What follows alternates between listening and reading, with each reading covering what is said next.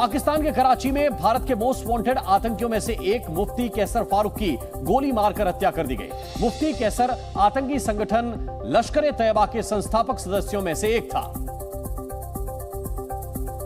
और आतंकवादी हाफिज सईद का करीबी भी बताया जाता है। इस घटना का एक वीडियो भी सामने आया जिसमें दिखा कि आतंकी मुफ्ती कैसर कुछ लोगों के साथ मस्जिद के बाहर पैदल चल रहा था। इसी बीच वहां फायरिंग होने लगी, जिससे बचने के लिए मुफ्ती कैसर तेजी से भागने की कोशिश करता दिखाई दिया, लेकिन मुफ्ती कैसर कुछ कदम का सफर ही तय कर पाया कि एक गोली सीधे उसकी पीठ में लगी, जिससे वो लड़खड़ाकर वहीं गिर गया। गोली की आवाज सुनते ही वहां मौजूद लोगों में भगदड़ मच गई, जो अपनी जान बचाकर वहां से भागते नजर आए। बताया गया कि इस दौरान वहां मदरसे में पढ़ने वाले कुछ बच्चे भी थे, जिनमें से एक बच्चा इस गोलीबारी में घायल भी हुआ। इस फायरिंग के बाद बाइक पर आए हमलावर वहां से फरार हो गए, जिनकी जानकारी नहीं मिल पाई। वहीं आतंकी मुफ्ती कैसर को इलाज के लिए अस्पताल ले जाया गया, जहां डॉक्टरों ने उसकी मौत की खबर दी। बीते कुछ वक्त से भारत के खिलाफ साजिश रचने वाले कई आतंकियों की दुनिया भर में हत्या हो चुकी है। इनमें कुछ आतंकियों की हत्या पाकिस्तान में हुई। इन्हीं में से एक मुफ्ती कैसर फारूक भी था, जो लश्कर तैयबा का सह संस्थापक तो था ही, साथ ही पाकिस्तानी जेल में बंद भारत के दुश्मन हाफिज सईद का करीबी भी था। और हाफिज सईद की ही तरह भारत को इसकी लंबे अरसे से तलाश थी, लेकिन पाकिस्तान में रहने की वजह से भारत इसे पकड़ नहीं पा रहा था। मुफ्ती कैसर फारूक की तरह पाकिस्तान कई और भारत विरोधी आतंकियों का ठिकाना है, और इनमें से एक लश्कर तैयबा के आतंकी जियाउर रहमान की भी बीते दिनों हत्या हुई थी। इसी तरह अलबद्र के खालिद रजा को भी कुछ दिनों पहले हमलावरों ने ढेर कर दिया था। इन हत्याओं में किसी भी हमलावर को पाकिस्तान की पुलिस गिरफ्तार नहीं कर पाई, जबकि मारे गए आतंकियों में कई आईएसआई की सुरक्षा में रहते थे।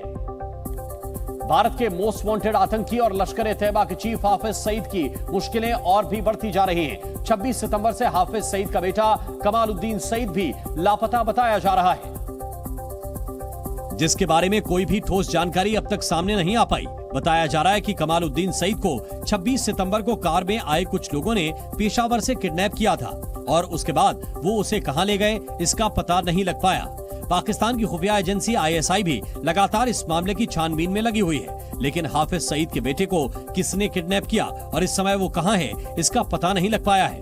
हाफिज के बेटे कमालुद्दीन के अपहरण के बाद उसकी हत्या की भी खबर है, लेकिन अब तक उसकी लाश मिलने का कोई सबूत सामने नहीं आया। सूत्रों के मुताबिक पाकिस्तानी मीडिया में इस बात की खबर है कि लश्कर के सदस्यों पर हो रहे लगातार हमलों की वजह से लश्कर के दूसरे आतंकियों की तरह आईएसआई ने कमालुद्दीन सईद को भी सुरक्षित जगह पर पहुंचाया है, और उसके अपहरण की अफवाह झूठी है। इस बीच कमालुद्दीन सईद के भाई तलहा की सुरक्षा को भी बढ़ा। तलहा सईद पर लश्कर के फाइनेंस को संभालने की जिम्मेदारी है। उसे ये जिम्मेदारी मिलने पर लश्कर में काफी सालों से काम कर रहे आतंकियों ने ऐतराज जताया था। गुटबाजी को बढ़ने से रोकने के लिए पाकिस्तान की खुफिया एजेंसी ने आतंकी संगठन के कुछ नेताओं को सुरक्षित जगहों पर भेज दिया था। पिछले साल अप्रैल में भारत सरकार ने तलहा सईद को आतंकवादी घोषित कर दिया था। साथ ही भारत तलहा को ग्लोबल आतंकी घोषित करने की मांग भी करता आ रहा है, लेकिन चीन की तरफ से इसमें बार बार अड़चनें पैदा की गईं। हाफिज तलहा सईद आतंकियों को भर्ती करने, धन जुटाने और भारत पर आतंकी हमलों की योजना बनाने और उन्हें अंजाम देने में सक्रिय रूप से शामिल रहा है। वो पाकिस्तान में खुलेआम आता जाता है और सभाओं में भारत, अमेरिका और पश्चिमी देशों में भारतीय हितों के खिलाफ जिहाद को भड़काता है। पाकिस्तान में बढ़ती महंगाई की मार से हाहाकार मचा हुआ है। पाकिस्तान में एक बार फिर एलपीजी की कीमत में 20 रुपए प्रति किलोग्राम की बढ़ोतरी की गई है, जिसके बाद घरेलू सिलेंडर की कीमत 3079 पाकिस्तानी करेंसी के पार हो गई है। महंगाई से पाकिस्तान की जनता पहले ही परेशान थी, और एक और झटके ने वहां के लोगों की परेशानी को और बढ़ा दिया। सिर्फ गैस सिलेंडर ही नहीं, लगातार बढ़ते पेट्रोल डीजल के दाम और महंगी होती बिजली ने भी लोगों को मायूस कर दिया।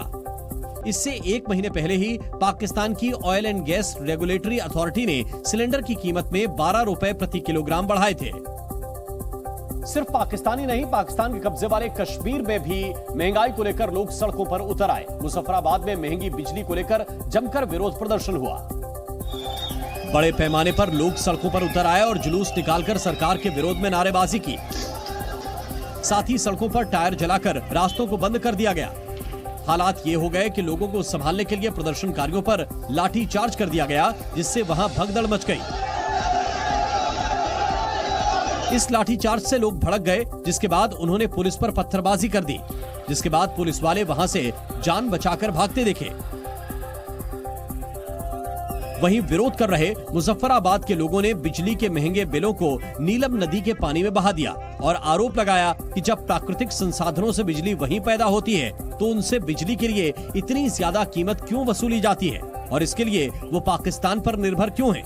प्रदर्शनकारियों ने चेतावनी दी कि अगर उनकी मांगे नहीं मानी गई तो वो पूरे इलाके में कामकाज भी ठप कर देंगे।